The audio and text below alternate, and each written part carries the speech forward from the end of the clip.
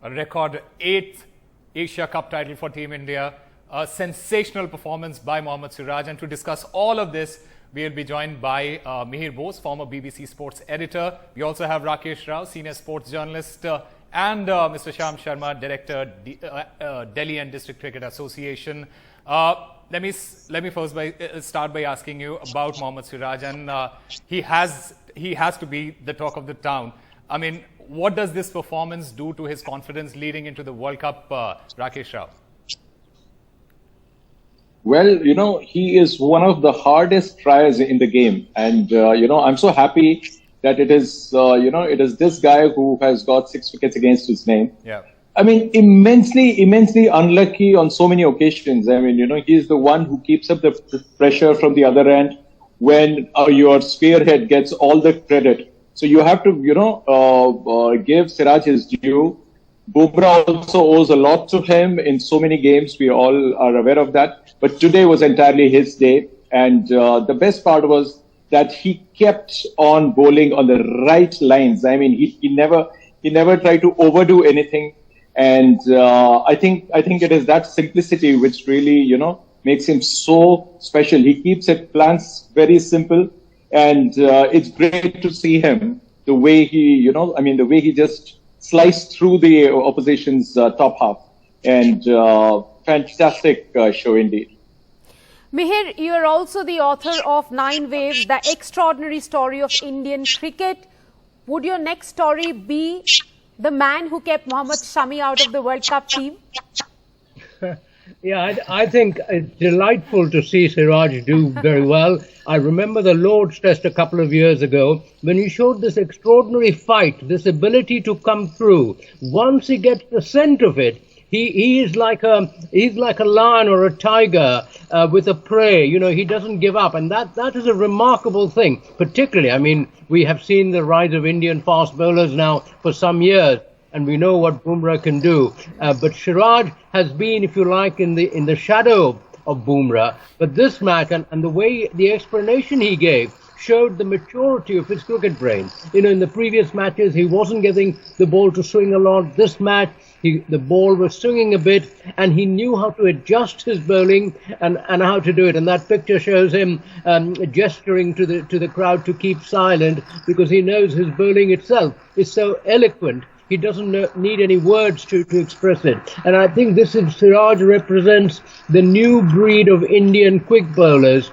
I'm old enough to remember when Kundaram and Nawab Pataudi used to open the bowling, who are, I think, slower than I was when I played cricket. So, I think that is, if you like, the magic of Indian cricket that has come up. This new India, which can skittle sides out in the way it never would. The other point is that once it has got a side down, it doesn't let go. I know any number of Indian matches where you took 5 or 6 wickets and the tail somehow, people who had never made runs suddenly made 100. This side doesn't look like it would do that. Vika, I wonder what the name of the book is going to be that Mihir is going to write. We'll have to wait for that, Osama.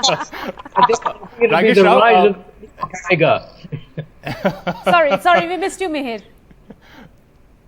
It'll be the rise of the Indian tiger. The rise of the Indian Tigers, led by Mohammad Siraj. Well done. Rakesh Rao, we have to talk about that menacing over, that 4th over. Did Siraj get into the psyche of the Lankan batters? I mean, they were literally playing the bowler and not the ball. Well, I wouldn't like to overanalyze it. It's just, like one of those occasions where the bowler decides, because, he just decides that, okay, my homework was this. Let me try and execute it up front. He doesn't try to set him up. He's not wasting any ball. He's just focusing on getting the job done ASAP. And it just happened that things just fell in place. The catches were held.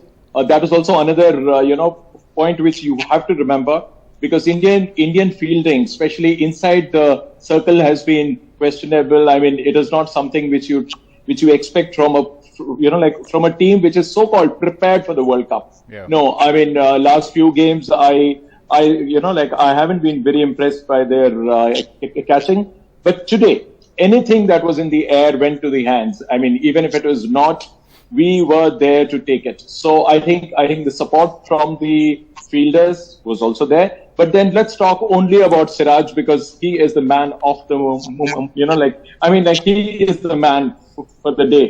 And I think what he has actually done is that he reaped the harvest for actually bowling to a very simple plan. And that is why I see that he has been a trier, as I said.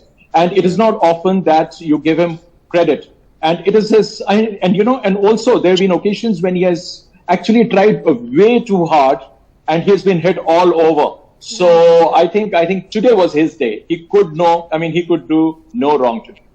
We're also joined by Sham Sharma, one of the directors of Delhi District Cricket Association. Sham, you have been with the Indian cricket team as a manager in the dressing room. I'd love to ask you really about Mohammad Siraj's theatrics. In terms of theatrics, would you say he matches Virat Kohli, the CU celebration of Cristiano Ronaldo, and you asking the crowd to shut up? Talk us through that a little bit. In fact, I was the manager against the Australian team in March, and that time I was wondering why people are giving preference to Siraj over Shami, because Shami, according to me, is one of the finest swing bowler. But when I saw Siraj in matches also, in practice also, then I realized, oh, this is the guy basically. He is a fantastic bowler. He got a good bowling brain, and he knows how to do the swing both the sides. So I was waiting for that day. I was expecting that day anytime. Right, absolutely. We also have to talk about Kuldeep Yadav. Mihir Bose, what do you have to say about his performance in the Asia Cup? Because there were a lot of question marks on his selection in the team. A lot of people were talking about whether Yuzvendra Chahal should have been in the team or Ravi Ashwin should have been in the team. But Kuldeep Yadav, with that performance in this series, has answered all those questions.